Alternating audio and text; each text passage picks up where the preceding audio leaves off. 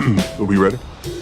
Stories are how we transmit our experiences, knowledge, wisdom, and values from one generation to the next. My name is Jelani Cobb, and I'm a staff writer at The New Yorker and Dean of Columbia Journalism School. In a real sense, our stories are all that we really have. And so I chose to curate this collection because I wanted to share the stories of Black life that are most important to me. When I was growing up in the 70s and 80s, there were not a lot of stories that I saw myself represented in.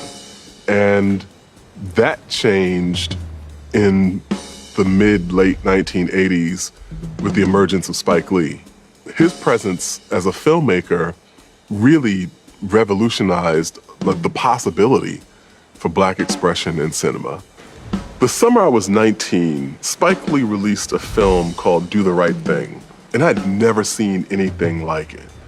It told the story of how someone could be killed at the hands of police in a way that resonated with what the reality of our lives was. And I think that's what made Do the Right Thing so incredibly important to me as a young person who was trying to figure out my way in the world. I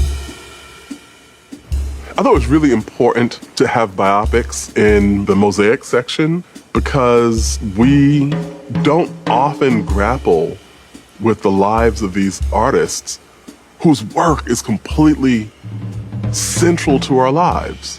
Harry Belafonte's artistic contributions are gigantic, but do we really know his life story? What words do we use to express the importance of Aretha Franklin? What was Toni Morrison's life like? Ike and Tina Turner. When that film first came out, it was such a revelation about what she had to endure, even as she was on the stage creating this indelible art. And so I wanted us to engage with the artists as much as we engage with the art. James Baldwin said that the world is held together by the love of a shockingly small number of people. It's really an amazing, audacious thing to actually love one another. But that's been a difficult thing for Black people to actually celebrate.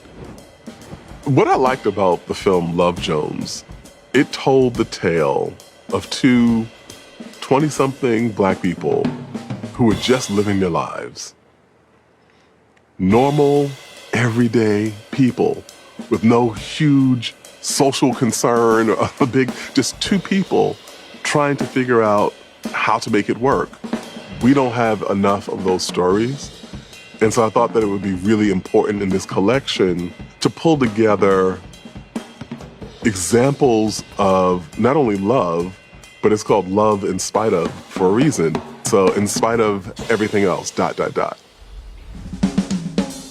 We have to create our own stories, our own versions of films, because that's the only way that we get to the actual accuracy and truth of who we are, who we've been, what our aspirations are, what we laugh at, what we cry about, what we fixate upon, what we hope to be. And that kind of, in a word, empathy is what is most often missing in those depictions before we had the ability to tell the story ourselves. I'm guardedly optimistic that, we'll be able to see more and more diversity and more representation in terms of the types of stories and the types of storytellers who are able to get out there.